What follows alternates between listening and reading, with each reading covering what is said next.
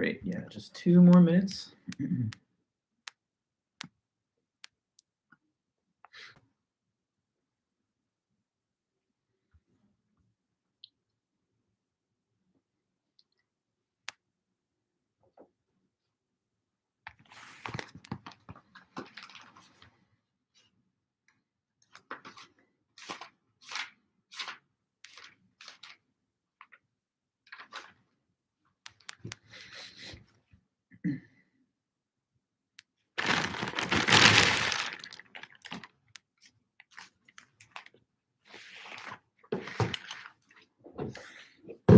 Sorry. Okay, just another minute, guys.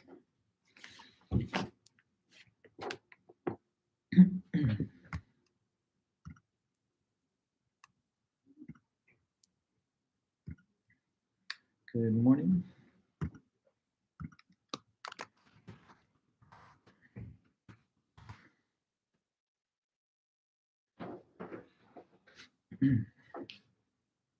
Okay, just a couple seconds here.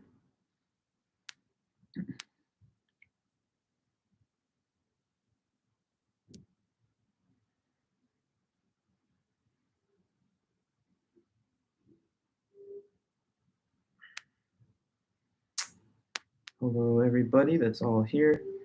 Thank you, guys. Just one thing really fast on my phone here. Got to deal with that.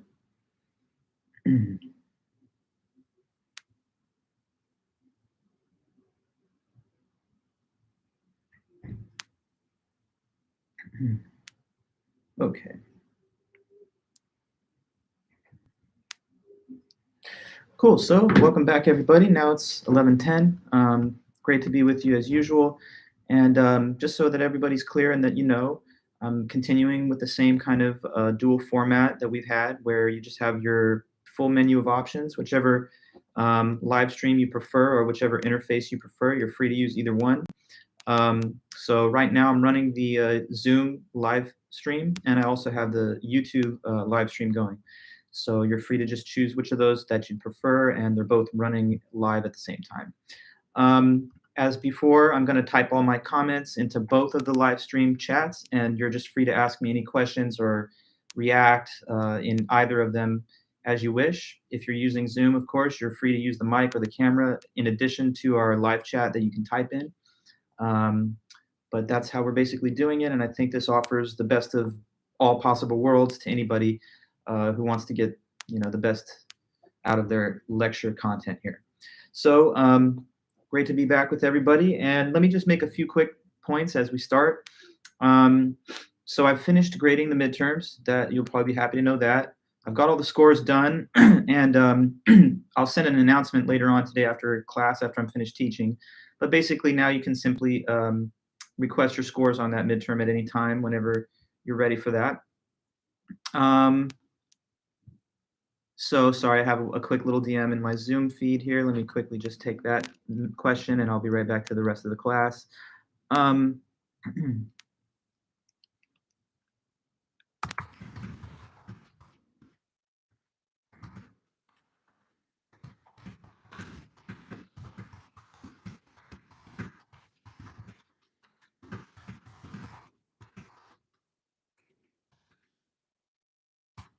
Okay. I just take that quick question. Sometimes we get these private messages in the Zoom. So yes, as I was saying, I've finished grading the midterms. I'll put out a call for grade checks to anybody that wants to know their score. I printed every copy out, and as I've done in the past, I've made written comments on each exam where there were corrections needed. Then I showed those. Oh, hey, not to worry, Kylie, but I'm glad that you're here now and everything seems to be working good. So thanks for, working through the technical difficulties as we all have to do in this online learning environment that we're trying to get into. Morning, Oscar, Omar, Daisy, and all the rest. So the next thing that's coming up is 1 week from today, you'll have homework 2 that'll be due. And homework 2 has to do with these what are called fallacies. And so it's going to be a workbook exercise from our text. In the original Syllabus, the due date for that homework assignment was listed as this Thursday, the 28th.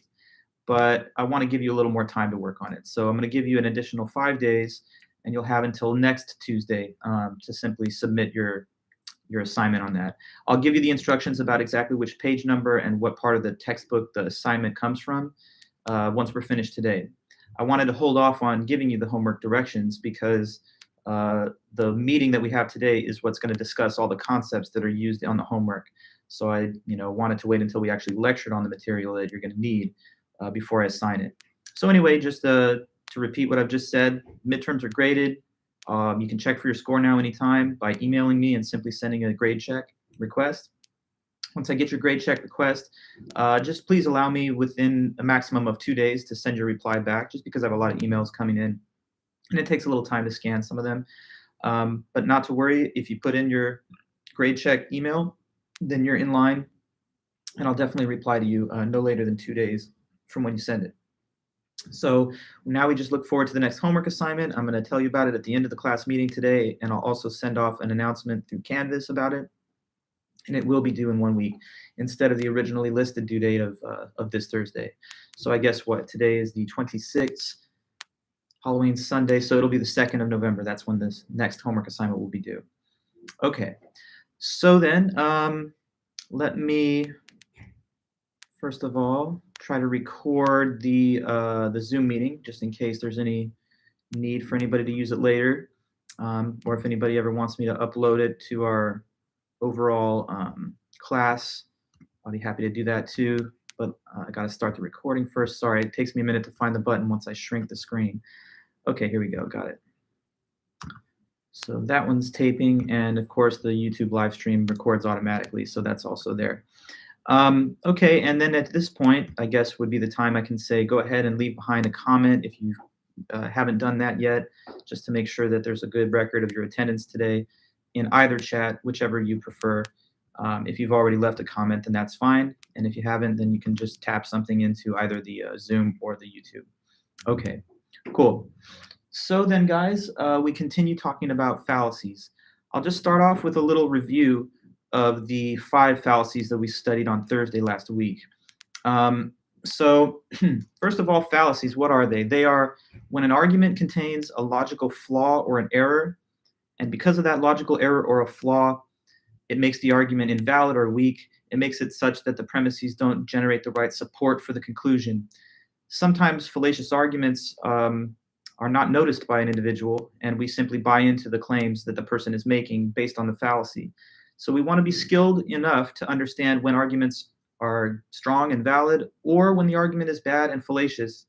That requires that we take measure of what different fallacies there are, so that we can both point them out and identify them when other people commit them, and also, to our own best ability, prevent ourselves from engaging in or having a tendency to commit fallacies on our own.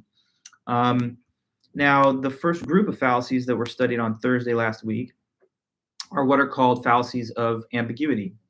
And the general topic or concept of those is that they're arguments which contain ambiguous words, sloppy grammar, or a confusion between two similar concepts.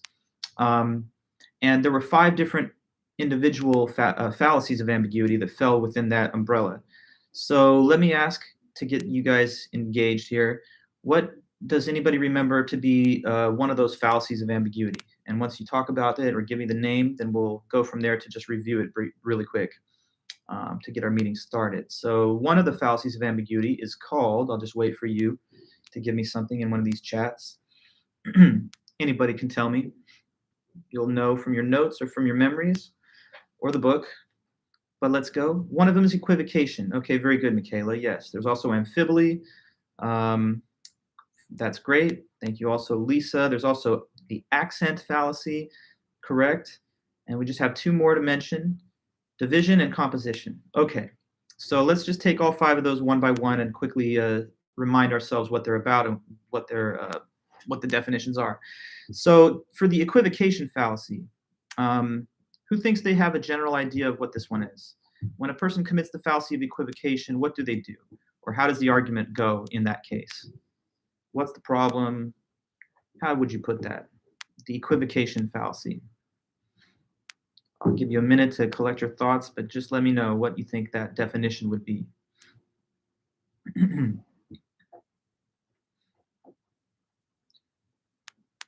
Don't keep me in suspense forever, but do let me know when you think you've got a general way of putting it. What is equivocation? Okay, there you go, Jacob. Great. And also John. It is when there's a key term used multiple times in the argument, but the meaning is different. That's right. And John, you say when a key term in an argument is used multiple times and with different meanings, or as Lisa puts it, an important term used in an argument changes meaning throughout the argument. Okay, very good. That's all correct. So when this fallacy happens, a person basically uses a single word or phrase, and they use it different times with different meanings. As an example, I think I told you, like, Joe is at the bank, and a bank is a financial institution, and therefore Joe's at a financial institution, which on the surface looks to be a valid argument. But if we interrogate it further and we notice that he's using the word bank in different senses, or the argument, I should say, he uses the word bank in different meanings, then the conclusion wouldn't follow.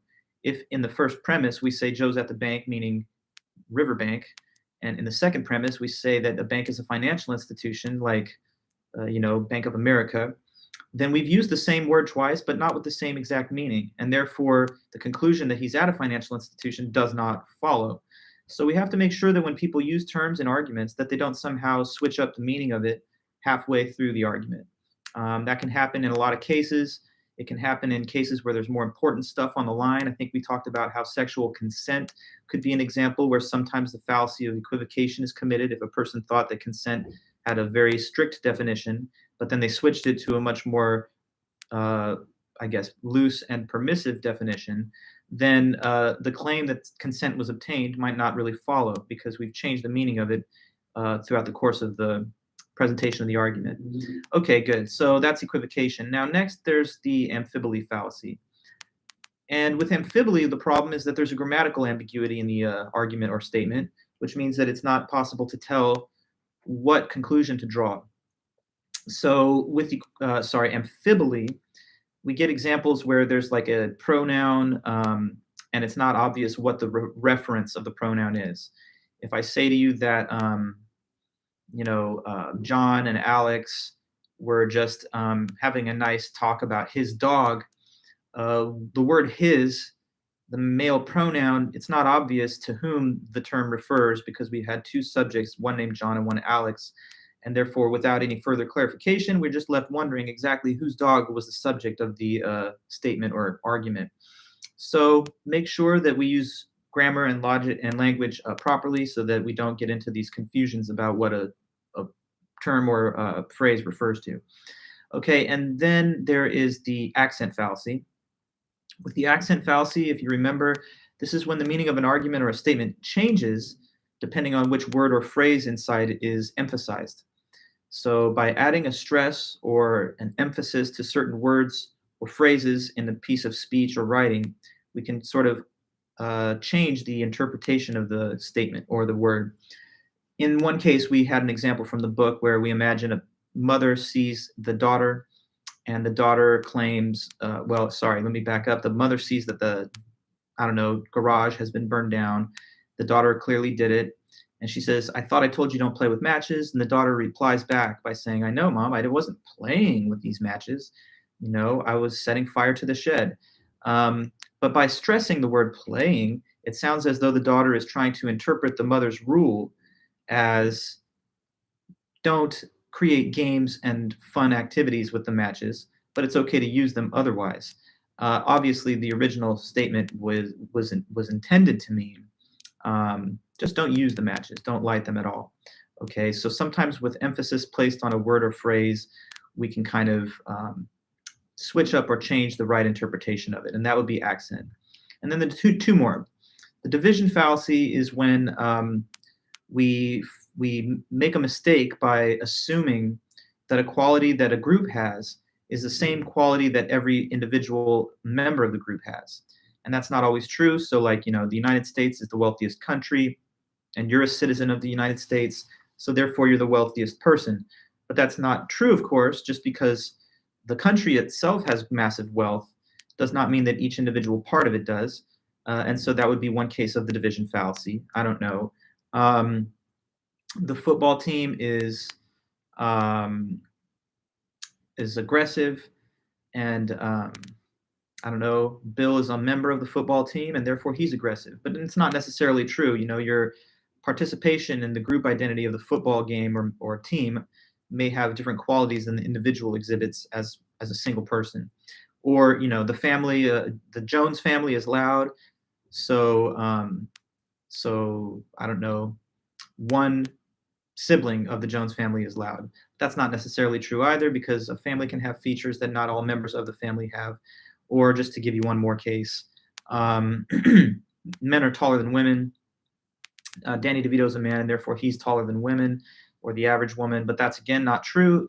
Even though, as an overall matter, men have more height than women statistically, it doesn't mean or imply that every single member of the group male has that same feature.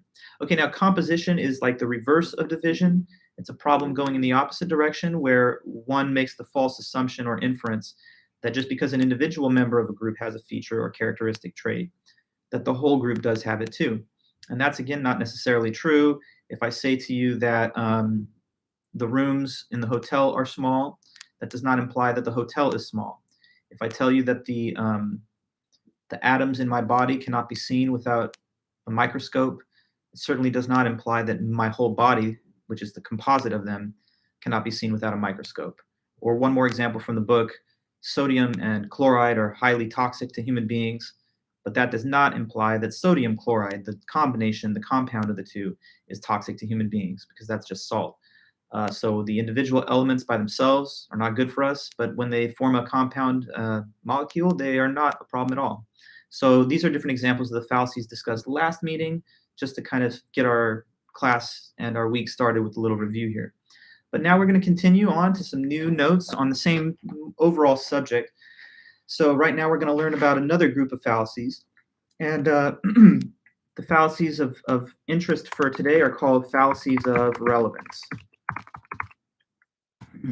Okay, so in one case, we learned about what are called fallacies of ambiguity. Those are the ones that I just reviewed. Now we have another batch of fallacies that fall under this general label, fallacies of relevance.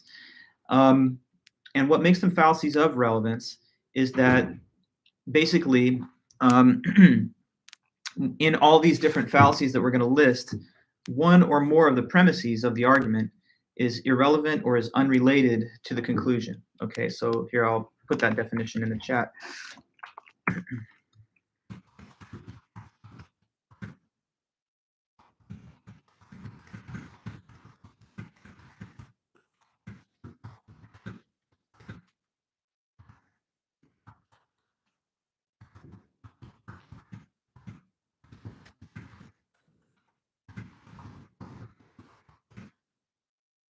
Okay.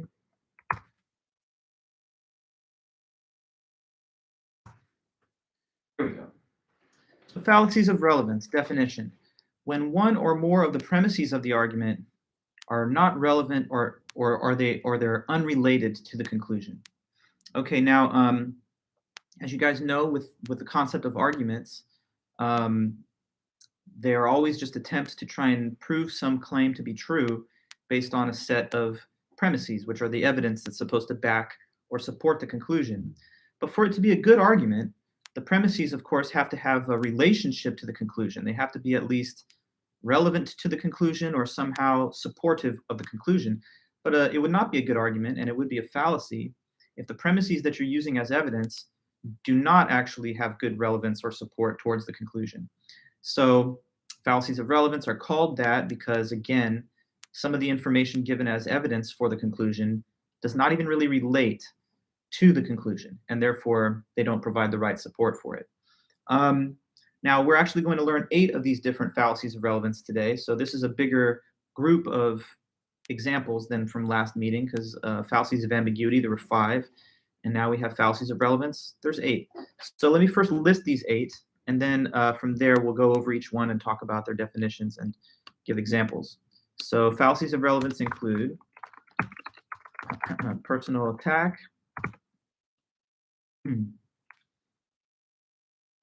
Sorry, let me just get that in there. Personal attack, that's 1. Then There's appeal to force.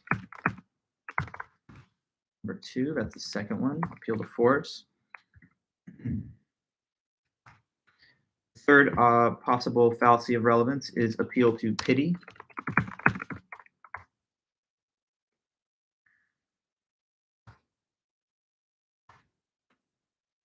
Okay, we got appeal to pity in there. Then the fourth is popular appeal.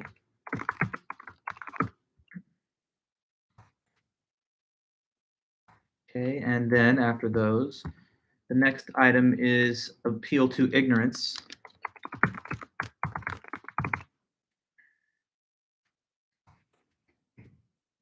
Okay, appeal to ignorance. And we got a couple more here. Next, it's hasty generalization. Hasty generalization. And just a couple more there. After that, we have got straw man.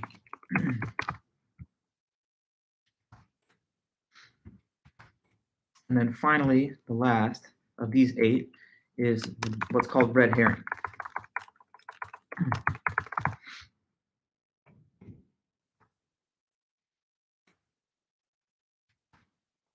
Okay, so now you see the full list there.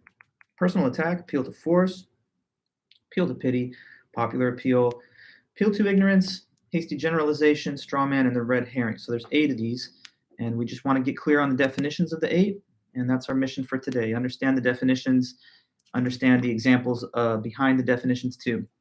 Okay, so we're going to get started with the top, of course, personal attack, the personal attack fallacy. How does this one work? Okay, so let me state the definition, and then we'll go over it.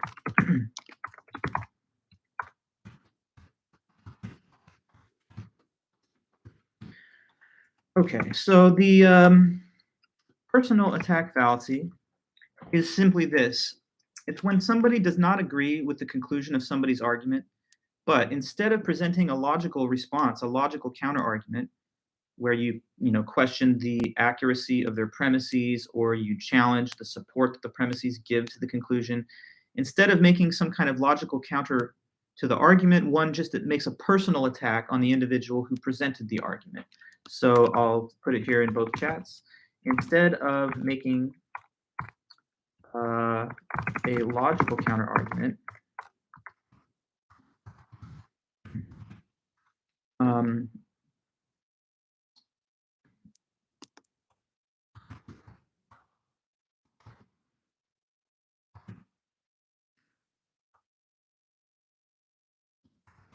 one attacks the person who presented the argument. Okay. So there you go. Definition of personal attack fallacy. Now notice in the parentheses there's another name that's given, and that's true because with this fallacy, it's so old, goes back thousands of years, that the original way of putting it was in Latin. And the Latin equivalent of personal attack is ad hominem. So sometimes you will see this fallacy referred to by other names or one of these 2 names, personal attack, aka ad hominem. Ad hominem means to the man. Hominem is a reference in Latin to man, and ad means to. So this is when a response to an argument is directed to the person instead of to the argument. But we're not supposed to do that. We're not supposed to attack an individual in personal terms just because we disagree with the content of their argument. So let me give you some examples. Somebody comes up and they're having a discussion with somebody else, and they're just presenting their views relevant to climate change. I don't know. So suppose the individual says something like this, have you looked at the scientific data? It seems to be clear that the planet Earth has had a heating trend over the last, say, 50 years, and it seems to be a result of the accumulation of greenhouse gases. I can show you these charts and graphs that depict the gradual rise in global temperature and sea level. So that's my argument that man-made climate change is real. What do you say? Now imagine the response coming from their opponent is this. Well, you know what? No, I can't agree with you. I don't think you know anything about what you're talking about because you have horrible breath. I can't even listen to you. Your breath stinks and it smells foul. So how do you know anything about climate change, man? Get out of here. You don't know what you're talking about. Now, look, what was just said there in response? Did that response challenge the evidence presented in the argument? No, it just got personal. It really got off the rails because the person didn't make any statement about why the argument was false or what was problematic about their claims. They instead just leveled a personal attack against the individual. So they stepped away from evaluating the argument or presenting any reasonable objections to it. And instead, they just made a personal attack. They talked about the person's breath or whatever, or hygiene. Now, that's not relevant. That's the reason this is a relevance fallacy, because whether the person has smelly breath or whether it smells minty fresh, we're not supposed to be concerned with that when we're simply evaluating the information they presented in the argument. So, that's not an effective counter reply to what the person said. It's not about the argument, it's a personal attack. So that's ad hominem. In another example, we can imagine somebody saying, hey, I think that the right way to vote on Proposition 22 is to vote no, because according to the proposition, it would eliminate worker protections for the gig economy, people who do like Uber and Lyft driving, and those people deserve benefits just as much as salaried employees. So it would create a big gap in access to health services and other benefits if we don't have this proposition defeated. Therefore, it should be defeated. What do you say? And somebody says to them, well, I cannot agree with you because, first of all, look how you're dressed right now. I mean, that is one of the silliest looking outfits I've ever seen. So how can I take anything seriously from a man or a woman who says the things you're saying? So I reject your argument.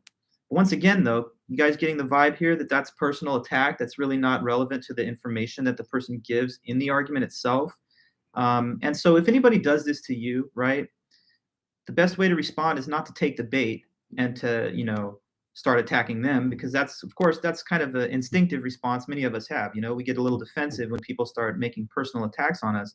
But the better way to go would be to simply point out the fallacy and say, I'm sorry, but, you really haven't made any reasonable objection to me. All you're doing is hitting me with a personal attack. That's an ad hominem.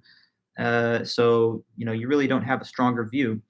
And maybe I can read a little bit from the book on the same point, and you can hear some examples and discussion from there. So just opening our textbook one time. Okay, so let's look here.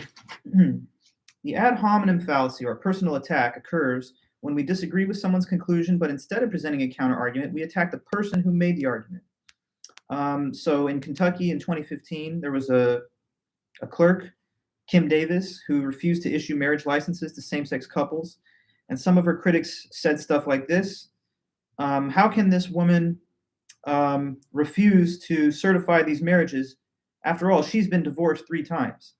Now, maybe it's true that she didn't have a very good reason to deny marriage licenses to gay couples, but the reason to object to her stance there is not because she herself has had so many divorces. It's rather because you disagree with that way of, refusing the policy's requirements. So, once we start to step out of a core discussion of what's good or bad about the law or the policy that she's blocking or whatever, once we stepped away from that and started making mention of her personal life, then it became a personal attack. So I mean, like if somebody says, if you made an argument to somebody, and then they said, well, how can I listen to you? Didn't one of your parents one day get into like legal problems back in the day? So I mean, if you've had a parent that went to jail, I don't know if I can really trust what you're saying. But unless that conversation's about that topic, that would be a personal attack. More information from the book. In doing so, they attacked her character rather than presenting a logical argument for same-sex marriage. In doing so, we try to create disapproval toward our opponent and his or her argument. This fallacy, which is sometimes referred to by the Latin phrase ad hominem, meaning against the man, can take 2 forms. So sometimes we use ad hominem in the abusive sense, which means we directly attack the character of the person. In other cases, we attack their circumstances, and so that's known as the circumstantial ad hominem. As an example of the circumstantial ad hominem, suppose that, this is also given in the book. So Raoul makes a reasonable argument for the necessity of affirmative action policies in college admissions and hiring. Raul says to his friend, when you really think about it, we have such a historical pattern of discrimination in hiring and admissions that we have to do something to counteract the effect of that bias. So we should implement a quota type system, in other words, affirmative action, to guarantee that there's diversity in the ranks of students and workers. What do you say to that? And then the person replies back saying, well, come on, Raul, first of all, you're Hispanic. And so if you are, then you would be one of the people that would benefit from these programs. So I can't listen to your argument because of your identity. Well, that's again an ad hominem. Because if you don't agree with the policy of affirmative action, you should be able to state general reasons why you do not agree with it. It's not about the one person's identity who's presented the argument. In fact, the way I think about it is this. When someone hits you with an argument, their viewpoint based on evidence, you're kind of supposed to imagine that the argument's coming from an anonymous source. Like you don't know the person's circumstances, identity, whether they're male, female, straight, gay, some racial category or another. You're just supposed to look at the argument in terms of the claims made in the argument itself. And if you find fault with the argument, you should be able to point out which premises are false or how they don't provide adequate support to the conclusion. But any reference to the individual, either abusing them or mentioning their circumstances as a reason to dispute their argument, is personal attack.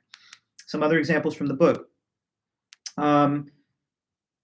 So Pat and Chris, they're discussing the topic of abortion. Pat says to Chris, I think abortion is wrong because it ends the life of a living human being. Chris fires back, well, you know what? You pro-life people are just a bunch of narrow-minded religious fanatics. It's a personal attack. Pat takes the bait and gets down in the gutter with him, and he says, oh yeah, well, you're just a baby-killing Nazi. Now, this conversation or exchange has totally gone off the rails. It's devolved into mutual insults and attacks, and no longer are either of the two people making any kind of appeal to reason as to why their argument is stronger than their opponents.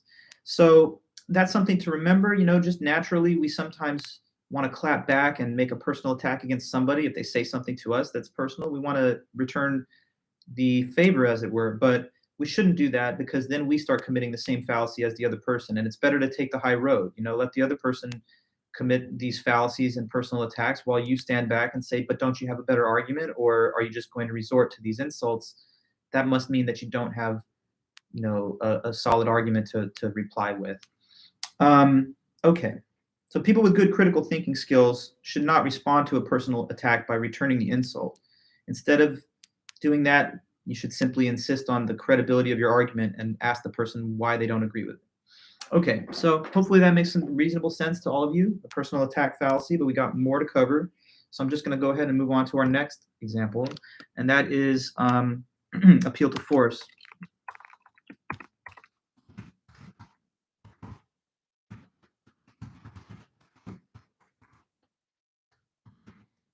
Okay, so with appeal to force, a person basically uses or at least threatens to use force to get someone else to back down or to accept their position. So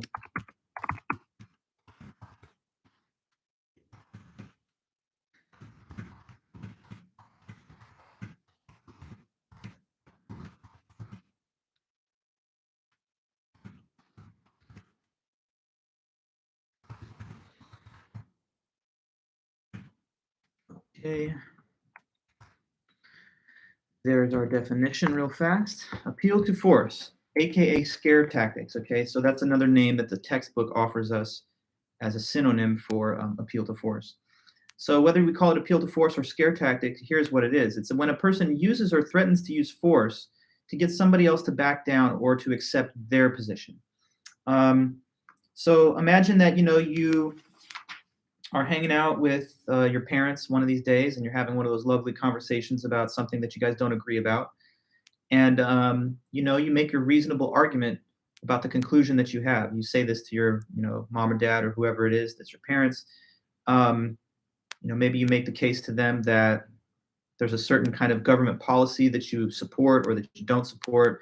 Maybe you're trying to establish to this person that there really needs to be a nationalized healthcare system because there's so many poor people that don't have access to quality healthcare. And without some kind of government mechanism to support them, they would just die in the streets and cost us all a lot of money when they go to the emergency room. Okay, so you make an argument like that. Suppose then you have a parent that doesn't agree with you, and this is their answer back to you.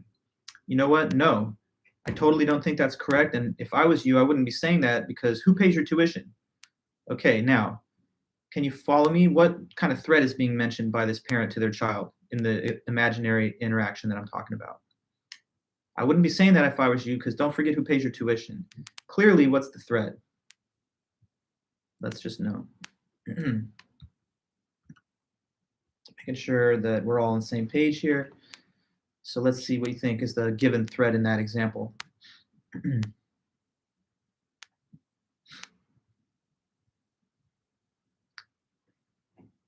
That they'll stop paying the tuition, right? Yeah. So they're basically using the leverage they hold over their child as the, power of the purse. They have the financial means to provide for the child's tuition, but they're basically saying that if you don't agree with me on this policy question or on this argument, whatever it is, that they might revoke the tuition payments. Or maybe they'll say, I wouldn't say those things if you want to be, living under this roof. In that case, it sounds like a threat to no longer permit the person to remain in their residence if they don't agree with them on certain claims. So that's a scare tactic. What the person's doing is not saying, here's why you're wrong, here's why I disagree with you based on evidence and reasons.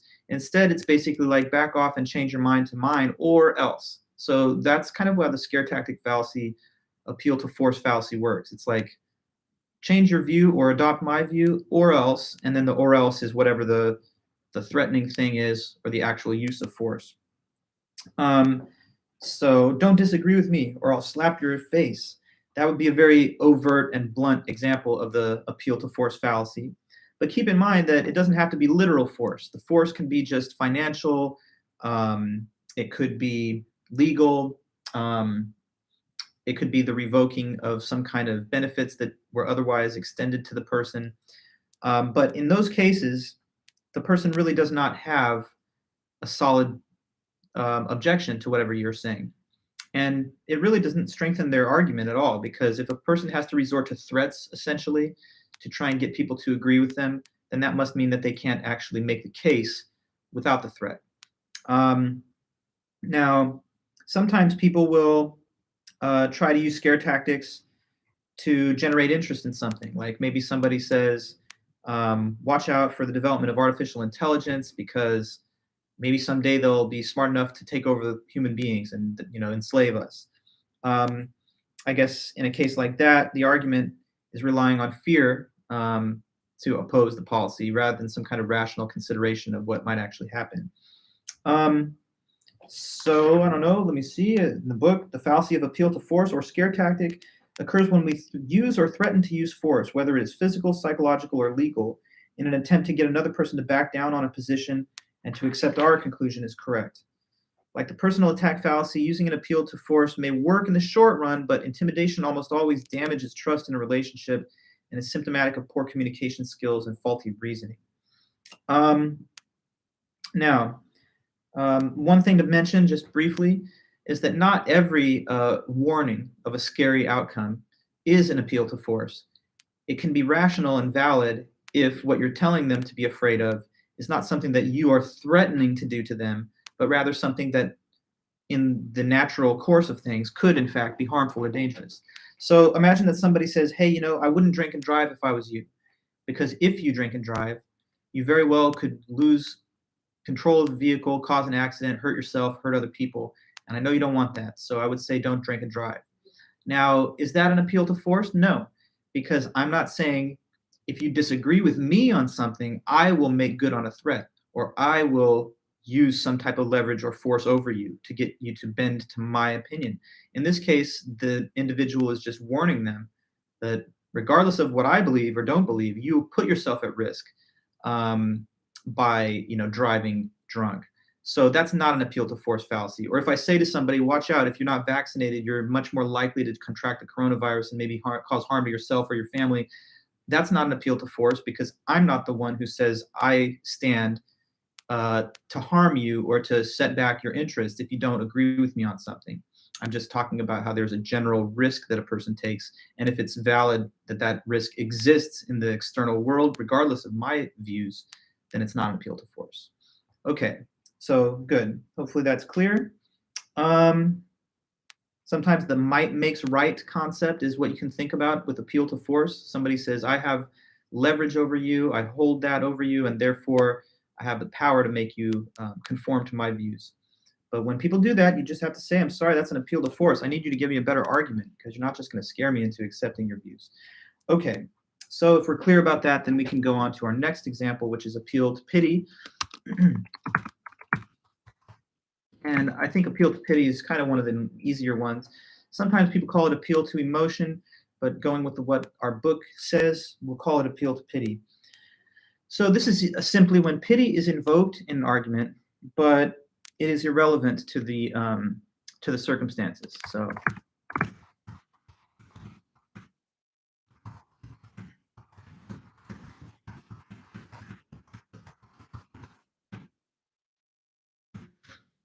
okay, just putting that in our chat here, and there we go. Appeal to pity. Pity is invoked in an argument, but it's not relevant to the circumstances. So sometimes we want others to kind of pity us or feel sorry for us and to treat us maybe with special consideration because of that. But that's not always reasonable, and in many cases, that is a fallacy. So I don't know. Suppose that this is from our book, so it's a clear example from the book, textbook. Suppose someone's speeding on the road, driving too fast, and a police officer notices that and flags them and tickets them and pulls them over. So officers pulling the person over and they say this to them: I'm so sorry, officer, but can you maybe just let me off with a warning? The thing is, I just got into a fight with my boyfriend or girlfriend, and I'm really emotionally kind of distraught by that. And it's been a tough day. So now if I get a ticket, it's really going to throw me down even further into, um, psychological state of depression or anxiety, whatever. So maybe can you just let me go? I mean, I just had this tough. It's like we're going to break up, maybe. The way we're talking. But okay. So what the person's asking, they're appealing to the feelings of pity from the officer to change the results. But does it really relate, or does it really matter to the core question of whether they were violating the traffic laws or the speed limits? No. So this type of request for sympathy, consideration based off pity is the appeal to pity fallacy. Please don't give me the ticket, officer. My goldfish just died, and that's really a tough loss for me. I'm still processing it, and I'm distracted as I'm driving. Or don't give me the ticket, officer, because I just watched a really sad documentary, and I'm still going through a lot of feelings as I consider what it was all about. Anyway, all these different examples have a common feature, which is that pity is asked for, but it's not really relevant to the circumstances at hand. Some other examples from the book.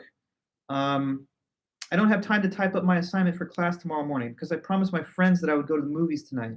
And you're not supposed to break promises to your friends. So to their classmate, can you please type this for me? If you don't, I could fail the course. Please, just do this one thing for me. So in this case, the classmate is asking for, yes, appeal to emotion is also what it's sometimes called. Michaela, good question there. Thank you. But yeah, in the end, this request for special treatment or different, concern is not fully merited by any kind of rational evaluation of what the person could be expected to do. Sometimes we see appeal to pity in advertising and marketing. We're going to talk a lot actually about how many of these fallacies can be seen in marketing materials and advertisements. And so sometimes, you'll see like a sad advertisement which tries to play on the feeling of pity to get your support for something. I've seen these commercials where there's a testimonial, and the actor who's giving the testimonial talks about how sad and how tough their life was until they started using the product. But that might not really be giving you a rational assessment of the value of the product or what it does. I love animals, and I would never say that there's no rational reason to like support, I don't know, the ASPCA or like Humane Society. But sometimes you see these commercials, with like the Sarah McLachlan song, In the Arms of an Angel, and you're seeing these abused animals and things, and they're just trying to make you think about the pitiful and sad feelings that you would experience just by witnessing the video. But that maybe obscures other questions that are relevant as to like how is the funding distributed, what impacts has it been demonstrated to have through independent analysis before, and things of that kind. So when people only have emotional appeals to try and justify their claims, then you might worry that there's no more rational basis to the things that they're saying. But here's one thing to mention, and this is also from our book.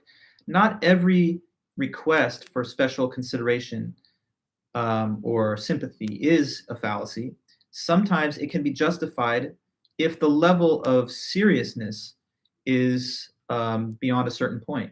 So, like, I'm a professor, right? And so sometimes I actually hear students come to me with their reasons that they would like to have, extensions on their assignments or why they couldn't have turned something in.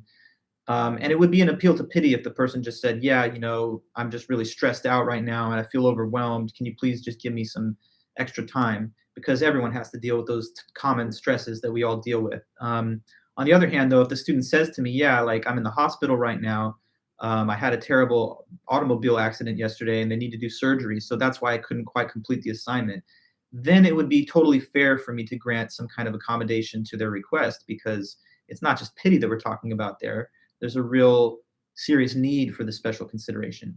And the book gives such an example. They say this: so suppose the cop pulls over the person speeding, and this time the response is the following: please, officer, don't give me a ticket. I know I'm speeding, but if you look in the back seat, I have a toddler there, and he just swallowed a coin and he's choking on it. And this is an emergency. I could not wait for an ambulance to arrive. So the best thing for me to do is to just rush to the hospital. And that's why I'm driving fast and going through certain traffic signals. But it's an emergency. So please, if you can even give me a police escort, I would love it. Now, in that case, it is not an appeal to pity because life and death is on the line. And so therefore, it's serious enough to generate justification for the request.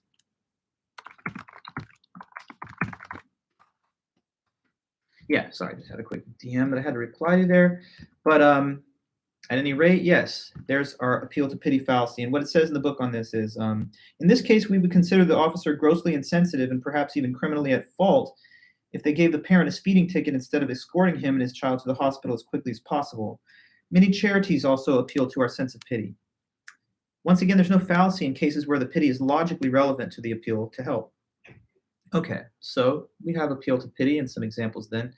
I'm going to move ahead then to our next concept. And this is just called popular appeal. So the popular appeal fallacy, as the name pretty much gives away, is when somebody claims that something is true, but just because it's popular. So in other words, one appeals to popular opinion to support their conclusion.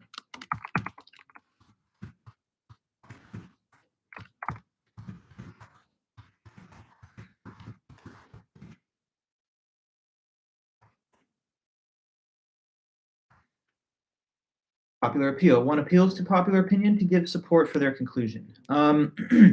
Now, with popular appeal, the person doesn't give a reasonable argument why something is correct or true.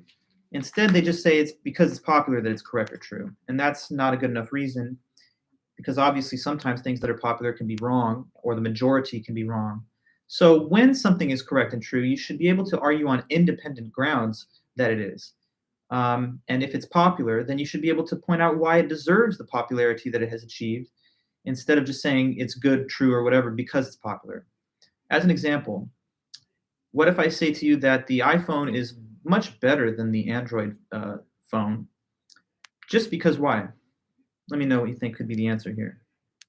iPhone, way better than Android. And the reason, I think, is because everyone has an iPhone, because more people have it, because it's more popular. Now, no disrespect to the iPhone, okay? But if you think it's better than the Android, then you should be able to say why it's better in terms of its features, its user friendliness, its applications, and so forth. So you should be able to point those points out, but not just say it's better because it's popular. After all, I mean, if you go back in time, popular positions of the past were thoroughly discredited. At one point, the consensus of the scientific community was that there was an ether that permeates the universe that all things have to pass through, and that has been proven false. If you were a person that was alive to social and political arguments made back 200 years ago, then maybe the popular view among free citizens at that time would have been that slavery was justified, or that women shouldn't be allowed to vote. But it takes more argument to say that something's good or correct than just saying it's popular. If I say to you that the Nike Air Force One is the best shoe because it's the most popular shoe, that's not a very good argument. I mean, sure, popularity is part of the reason that people like these objects, actually, I guess, in a sense, when it comes to fashion. But if you really think it's this better shoe, then you should be able to talk about its silhouette, you should be able to talk about its comfort, its iconic design features, and things of that kind. So popularity doesn't settle all the questions. Here's an example from the book, which I thought was kind of clever. Somebody says God exists, and the only reason they give is what? What do you think? If this is the popular appeal fallacy, then I think you'll be able to tell me. The claim is God exists, and the argument given is that why? What do you think? A lot of people believe in it because, well, not that because we exist. It's about popularity, right? So one could argue, oh, God exists because the majority of people believe in God. And since most people believe he exists, therefore he must exist. That's not a very good argument, though. Yeah, oh, yes, and thank you there for your comment, too. Yeah, it's not a good argument, though, because just because it's popular doesn't settle the reason as to why you think it's true. Now, there are good high-quality arguments for the existence of God if you really wanted to study them. In other philosophy classes, I have to teach those, and they're very interesting. There's the argument that we call the ontological argument, based on the definition of God. There's the cosmological argument, which is based on the idea that the universe has to have a cause. There's the design argument, which says that things with such complexity as like the human eye could not have happened through random or chance events. But these are arguments that have some kind of substance to them. Just saying, God exists because most people think so is a popular appeal fallacy. That class, I guess, Michaela, would be intro to philosophy in my case. And then sometimes, if you take a philosophy of religion course, then you might study some of these arguments too. But in philosophy 100 or 101, I always teach those topics, and it's interesting material. But anyway, yeah, so another example. Somebody says, mandatory testing of students is a good measure of how effective a school is because 71% of parents favor mandatory testing of students. That does not necessarily mean, though, that that's the right policy just because it's popular with parents, because they're not like experts in pedagogy or education policy. It would be like saying, the majority of parents don't want to have to vaccinate their children, and therefore these vaccines are bad for children. But, the opinion of parents, even if that was the majority opinion, which it's not to be, if you look at actual polls, that would not serve as an argument because that's not based on evidence. It's just based on the distribution of public opinion. Another example of popular appeal that the book mentions is what some call the Snob Appeal version of it. So it's still popular appeal, but this version is just when you refer to the popularity of a single person as the reason that something is true. Sometimes we do this when it comes to celebrities. So like say a celebrity is a product sponsor of a particular product or service. And you just say, well, LeBron James, he's drinking Sprite, so Sprite must be a great beverage. Or, Tom Brady is doing an advertisement for, Ford Motor Company, so those must be good cars. But in all these different cases here, the popularity of the person cannot serve as the full reason as to why you think the product or service is good or desirable. And they say this in the book. Snob appeal form of the fallacy involves the association of a certain idea with an elite group of people or a popular image or product. The use of singer Michael Bublé in the 2019 Super Bowl ads for Bubbly and of celebrities in ads for milk are examples of snob appeal.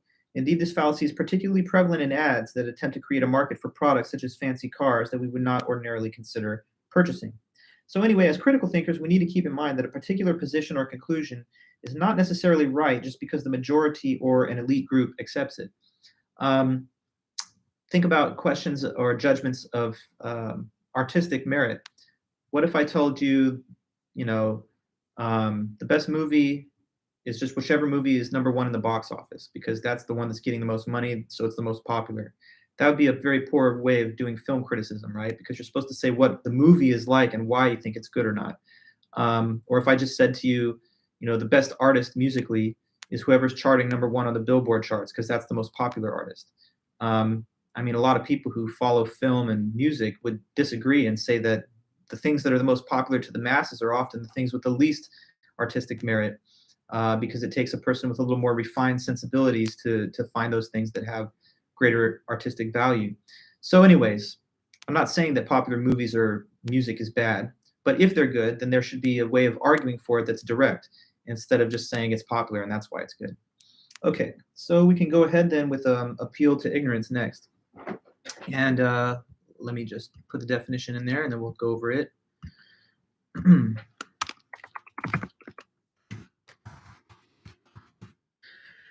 So the appeal to ignorance fallacy is when a person claims that something is true, but only because it has not yet been proven false. Or, on the other hand, that something is false just because nobody's yet been able to prove that it's true. And that's not a good argument. So,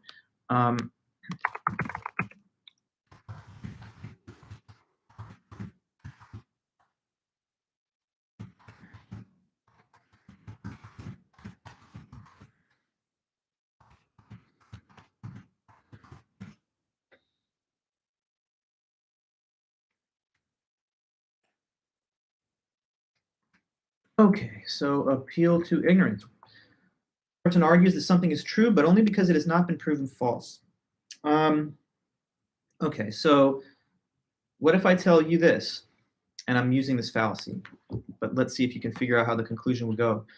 I say to you, or the argument would go, I say to you, aliens must exist somewhere in the universe. And you say, really?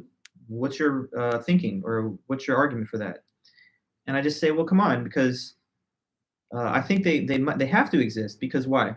If it's the appeal to ignorance, what's the answer to our friend's question of why do you think that?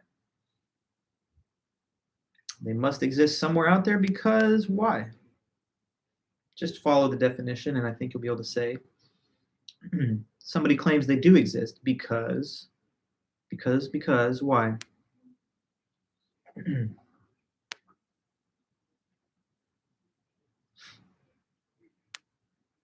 We see this definition. It's all yes. So no, that's not it, Michaela. I would ask you to go ahead and look at the definition one more time. Jeannie, there you go. Well, I don't know about saying there's no evidence that it doesn't exist, but just in clear terms, because someone could say, oh, it hasn't been proven false. No one can prove that they don't exist, and so therefore they must exist. But evidence against them is a little bit too weak because we're talking about not being proven false. I mean, there is kind of some evidence they might not exist just because they don't seem to exist in the local cosmos, like in the local planets in our solar system. But anyway, yeah, simply stated, a person might claim they do exist because you can't prove that they don't, so therefore they do. But that's not real proof that they do exist. Actual proof of something is evidence that confirms the fact, not just an absence of evidence that contradicts it. Okay, so it would be like me saying to you, Bigfoot has to exist because nobody's been able to prove that he doesn't. Or leprechauns exist because I've never seen anybody prove that they don't exist. The thing is, you can't prove a negative, really. There's no way to generate proof that in this universe there's no such things as these aliens, because what that would require would be a full canvassing of the whole physical universe, which would take more time than we could ever have. And therefore, it's not really a capable thing for us to, discharge the other side of the claim that there's no such thing as the aliens.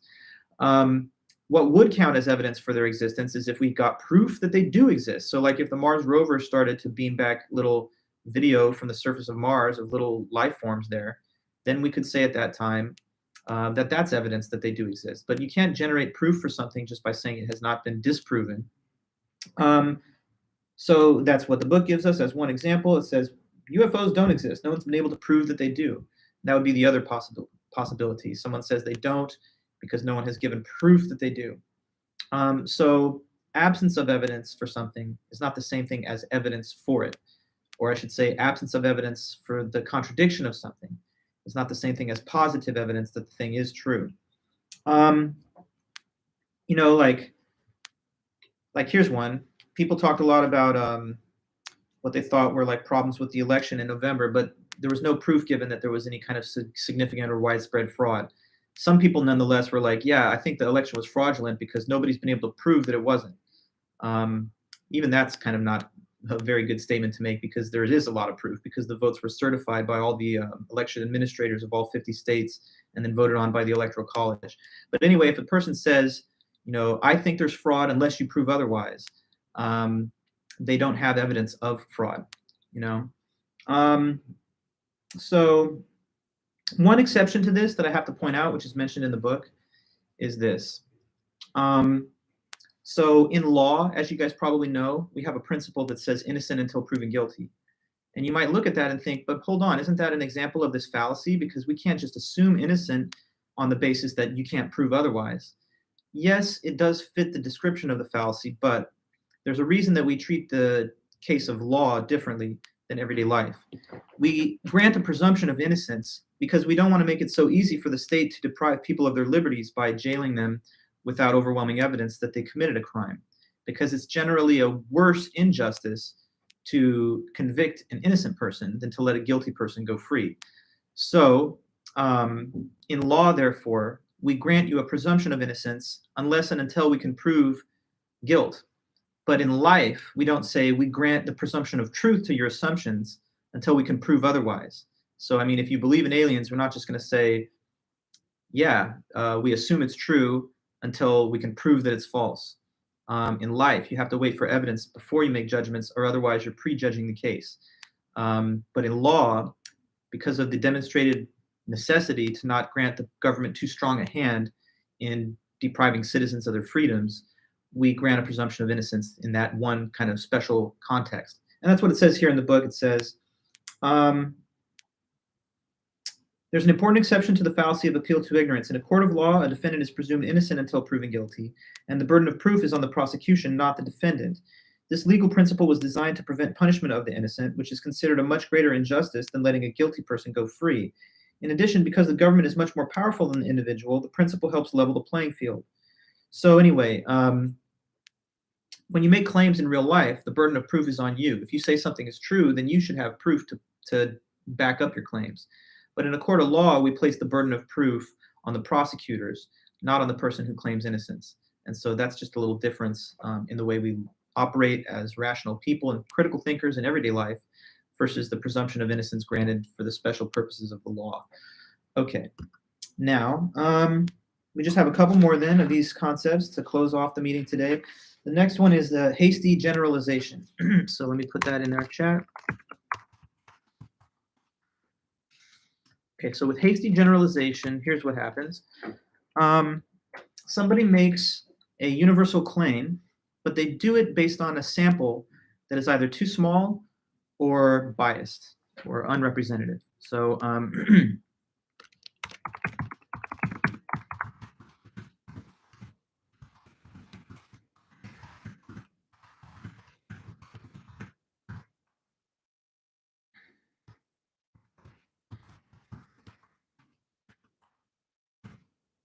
okay. There you see that definition of hasty generalization. One makes a universal claim, but it's based on a sample that is either too small or it's just not a representative sample. Let us get clear about the word generalization really quick. I'm going to also define that in the chat here.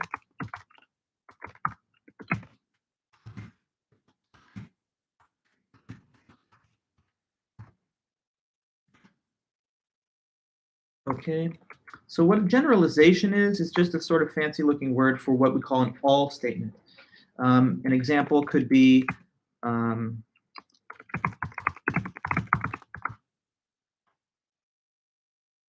as an example, just to put something random in there, all crows are black.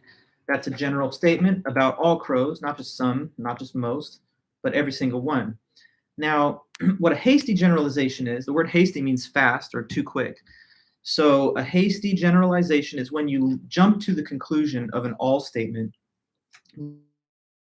without enough examples to support that all statement, or you're doing it based on a sample of evidence that is not representative of most cases, or of, at least not of all cases. So like, here's one case mentioned in the book. Somebody says, my father was abusive to me. And then later on in life, my first boyfriend was also abusive to me. So therefore, the conclusion the person draws is what? My dad abused me. My first boyfriend was abusive. And so I conclude, therefore, that what? Let's see if you can state the hasty generalization, that all men are abusive, right? Now, that's not perhaps a fair statement just based off of two experiences or two examples. Maybe there's a lot of abusive men, maybe there's some, but to say all means all. It doesn't mean just most or some. And so for you to make that claim, you would need way more evidence than just a couple of quick examples. And we could say the same on the other side. Somebody could be like, growing up, my mom divorced my dad and was having an affair with somebody else. And then later on, when I had a girlfriend, my first girlfriend cheated on me. So I just think that women are not loyal. Women, they're not loyal people.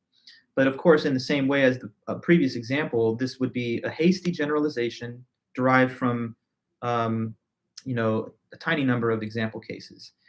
I don't know if you can think of others on your own, but we'll talk about plenty of examples of this. Maybe somebody says, I was reading in the newspaper that someone's pit bull attacked a little baby and killed it. And I read something similar to that last year. So, you know what? I think these pit bulls are all just brutal, deadly animals. They're killers. Is that a fair claim based on a few examples reported in the media? I mean, sure, yes, that can happen, but it doesn't really represent or stand for the case of all pit bulls. As you know, and I've had friends that have owned those animals. They can be very friendly and nice depending on the example. So hasty generalizations. Sometimes stereotypes grow out of these hasty generalizations. You have a couple of experiences with a person or a group of a certain type, and then you just make a blanket conclusion about all such people or groups. Here's another mention from the book. Someone says, college education is the great equalizer when it comes to class in the United States, because I can name Oprah Winfrey, Starbucks founder Howard Schultz, and the founder of Excel, Kenny Trout. All three of them came from very poor families, but they put themselves through college and then they became billionaires. So the claim the person is making is that anybody in our country, from humble circumstances, can become fantastically wealthy if they just work hard. But as the book says, this statement is a hasty generalization based on only a handful of outdated cases. In fact, while 77% of young people from rich families graduate from college, only 9% from poor families earn a college degree, which intensifies the gap between the rich and the poor. So, in the argument given, it makes it seem as though just because we have a few examples, we could point out that this is a general truth, but not necessarily. One more example from the book that's kind of funny. So there was a great poet of Britain, Lord Byron, in the 1800s. And after he died, there was a curious physician that removed his brain and examined it. And he noticed that his brain was 25% larger than the average brain. News of this discovery, based on only one example, spread throughout the scientific community, contributing to the myth that there's a connection between brain size and high intelligence. And so the idea that, if you have a large brain, then you're smarter, that general conclusion was based on the one example of Lord Byron's brain. And of course, that's not scientifically credible, but we discovered that after the fact, after we had to correct a hasty generalization. So I don't know, maybe somebody has friends and they think that everybody that's a college student is similar to their friends. They could be like, well, when I was in college, my friends were politically conservative, politically liberal, and therefore all college students are one or the other. But again, the representative sample given by your own friend group is self-selected, and it might not be a reflection of the general distribution of views that exist in the college life. So anyway, before you make any general statements, you really have to make sure that you're basing them on a very large, unbiased, up-to-date sample. If not, then you run on the risk of committing the hasty generalization fallacy. Okay, so we just have two more concepts to run over. The first is called, two more fallacies, right? They're straw man.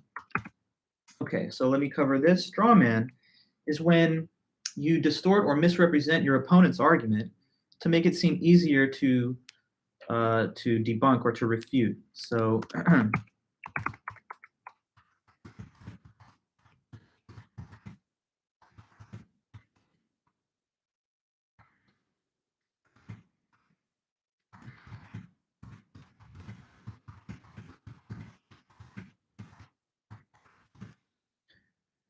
okay. So there's our definition showing up in the chat. Straw man. One distorts or misrepresents their opponent's argument in order to make it seem easier to refute, to discredit or whatever. Now, this fallacy is called straw man because we're supposed to have in mind a little visual. So let me try and relay that to you. With the straw man, think of like an actual scarecrow, which is literally a man made out of straw. Now, the scarecrow or straw man is not the real person. It's like a caricature, a different fake version of what the real person is. And so with straw man, it's sort of like that, because you take your opponent's real argument and then you modify it in a way to make it sound way worse, maybe more radical or more oversimplified. And then you reply not to the real person's argument, but to this sort of like zombie version of it, which we call the straw man. So imagine this: somebody says to you, I think that we should take a look at changing our drug laws when it comes to marijuana, because it doesn't seem to have the same kind of harmful impacts as the narcotic drugs, and it also seems to have some medicinal value, at least to some people. So what do you think of that argument? And imagine that the opponent says, okay, so let me understand you. What you're saying is, and then they misrepresent it completely. What do you think would be the distorted misrepresentation from the opponent here? They characterize the argument as saying, so what you think then is that what? Can you give me the sort of overhyped, way out of bounds mischaracterization of their argument? Person said that marijuana maybe should have its legal status reevaluated for the reasons that I gave. And so, yes, Jessica, the person's like, okay, so what you're saying is let's legalize all the drugs. If we legalize all the drugs, what? Can we just let people smoke crack and then go to work? I mean, that's going to lead to the total downfall of society. So your argument is insane and you're wrong. But look, the person didn't say all those things. They didn't say this more extreme version of what the opponent has characterized them for saying. So that's a straw man. They're not really attacking the person's real argument, but this kind of fake version of it that sounds way worse. Somebody says, I think that gay people should have the right to marry the person that they love, because marriage is all about people forming a lifelong bond, and it really shouldn't matter whether they're of same sex or heterosexual orientation. What do you think to that? And their opponent says back, so I guess let me make sure I understand you. You're saying that we should just destroy heterosexual marriage and gay marriage becomes the norm. That is going to completely erode the fabric of society, and it's going to, create no incentive for people to have children, and therefore I think that your argument's bad. But the person did not say eliminate opposite sex marriage. They just said create eligibility and access to marriage for those that are same-sex couples too. So in the way that the person has reported back to their argument, they've distorted it or fabricated parts of it. Michaela, you say, can this be done by accident or also always done purposefully? I think a lot of times it is done on accident. I don't think the typical case is that the person who's committing the fallacy just, they're so focused on winning the argument that they kind of don't want to be charitable to their opponent. And so they just characterize their opponent as having like a crazy argument or an argument that could never find any, reasonable support. Yeah, sometimes people may do it on purpose, but I think it's kind of just a case-by-case thing. So it can be done by accident also, for sure. And perhaps it's more often done accidentally by most people. Maybe somebody says this, genetically modified crops should be subject to stricter regulations. What do you think? And somebody says, okay, so you're saying we should not be allowed to grow food? Then are we all going to starve? I mean, come on, that's insane. The person didn't say let's stop agriculture. They just talked about adding regulations to one form of agricultural production. So yeah, with the straw man fallacy, it's very frustrating when people do this to you because they're taking your argument and they're taking it out of context and making it seem as if that's your real view. So you have to make sure to point out to such a person that does this, no, that's a straw man. That's not at all what I'm saying, or that's a distortion of what I have said. Let's focus on my real argument and not this kind of like made up version of it that sounds worse that you're giving me. Okay. Now, let's see here. Yeah, I can think, policy debates, a lot of times straw man happens. What if somebody says, I don't think that a wall is a good idea as some way to like interdict the flow of illegal immigration. I just think it's expensive, costly, and it's not proven to really prevent unauthorized migration to the United States. So what do you say to my argument that the wall's a bad idea? And someone says, okay, so what you're telling me is we should just let everybody in and have no controls at all. Then we're not even going to have a border, and our country is just going to be sort of overrun by people that we can't pay to support. So having no border controls is insane, and therefore I think your argument's wrong. But the person didn't say have no border controls. They just said they didn't think that the application of a physical wall was the best way to achieve those policy goals. So and this is something that's not sort of on one side or the other politically. Of course, you can imagine people making bad straw man fallacies in defense of liberal policies and prerogatives as well. Yeah, like I don't know about guns. We should have stricter regulation of guns. And another person says, okay, so we should just abolish gun ownership. I mean, don't we have to have the ability to defend ourselves? Oh, here's one that I've heard a lot in recent times. Somebody says, I think that police departments should have some of their funding and resources reallocated towards like mental health services, and maybe that would be a better service to the community. And then somebody says, okay, so you're talking about abolishing all funding for the police. So then what are you going to do when you need, when it's an emergency? You're just going to call a friend? I mean, obviously that's crazy. So we need to have police. But the person didn't say outright get rid of police. They just talked about dispersing funds in different ways to have better results from policing. Okay, so just examples on examples, but we just have one more then to finish with here. So our last fallacy of relevance is what's called red herring. And the red herring fallacy is when a person tries to sidetrack an argument by bringing up a different, unrelated topic.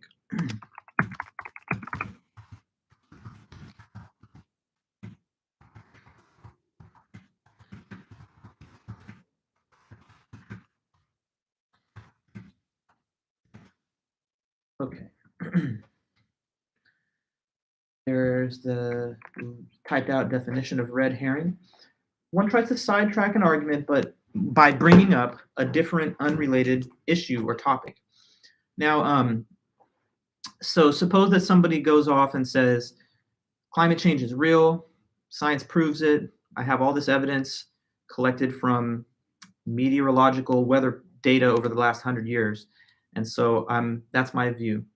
And somebody says to you, well, hold on, I mean, that's not true. There's no problem with climate change, because have you really looked at the issue of terrorism? I mean, that's what we really have to address. Okay, but hold on a minute.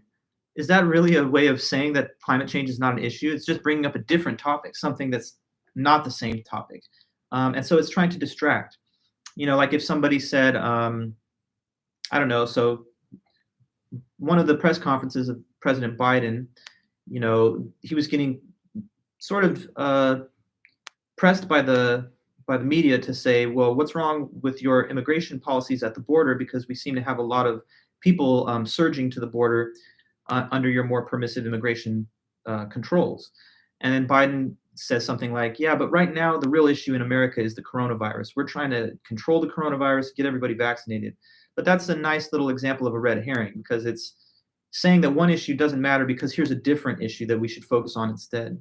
But that doesn't answer whatever problems or concerns the individual might have had about the current status quo when it comes to immigration or the flow of immigration. So anytime that someone tries to change topics, that's a red herring.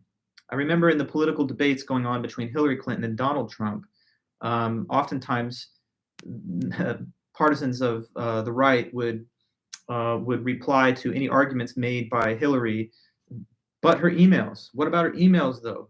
She's saying that we need to have a more advanced national healthcare system, but have you looked at this email issue? That's really problematic. But it's not related. I mean, maybe that's a problem of its own, but it's a separate conversation. Here's a couple of examples from the book. So somebody says, drinking and driving is really dangerous, and I would advise that you not do it if you don't want to get into an accident. And somebody says, come on, don't tell me drinking and driving is a problem. Have you seen how many people text and drive?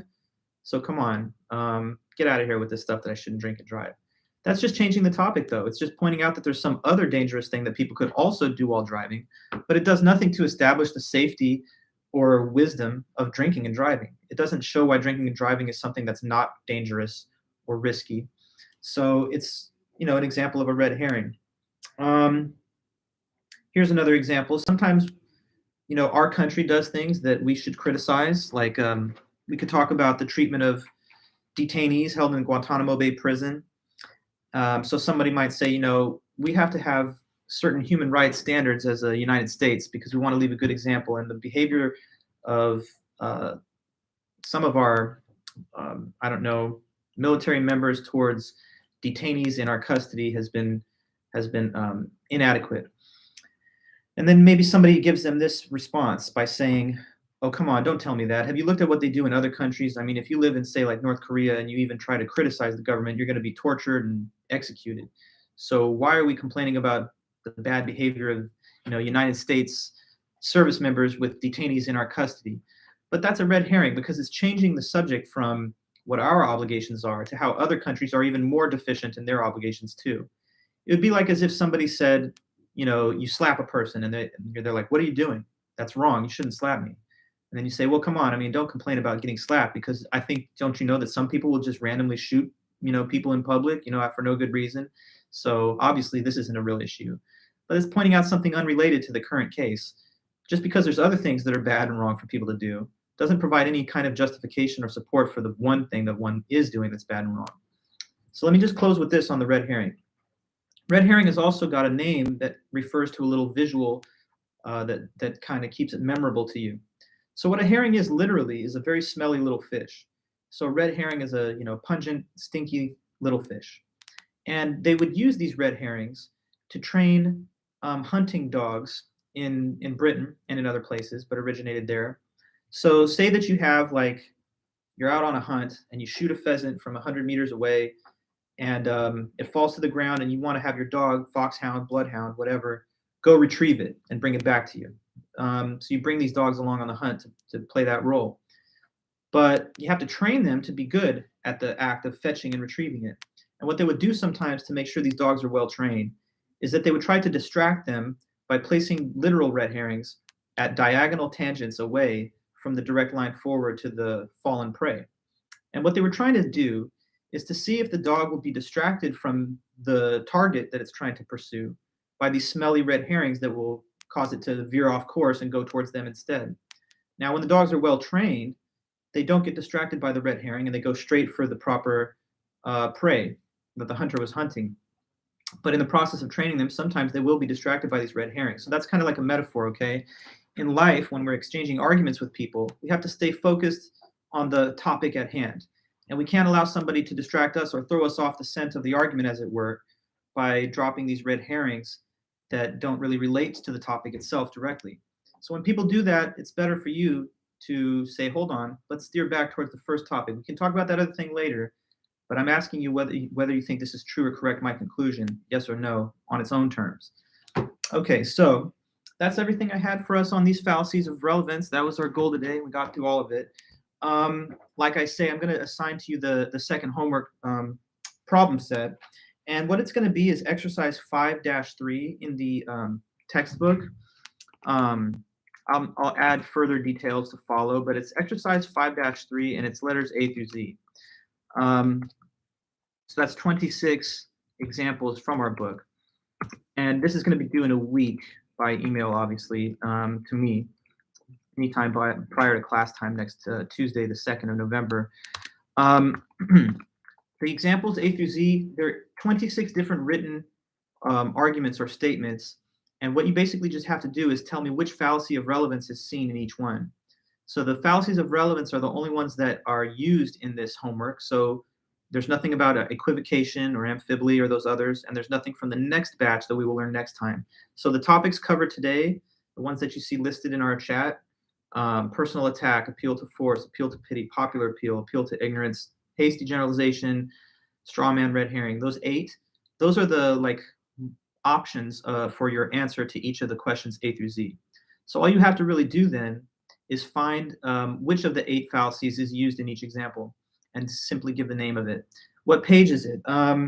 So we are using the 4th edition textbook, right? So my belief is that it's page 151 and 2.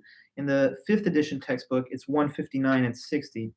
But you can't miss it if you simply just look through chapter 5 for exercise 5-3. But you'll find it, I believe, page 151 or 2 in the 4th edition. I'll double check that and make sure to give you the correct pages in my Canvas announcement that I'll send later today. Now, just one other thing about the homework. There's a couple of problems in the list A through Z where there's no fallacy. Most of them have a fallacy, but there's a couple that don't. And so for those few, your correct answer would be the words none, not applicable, or just no fallacy.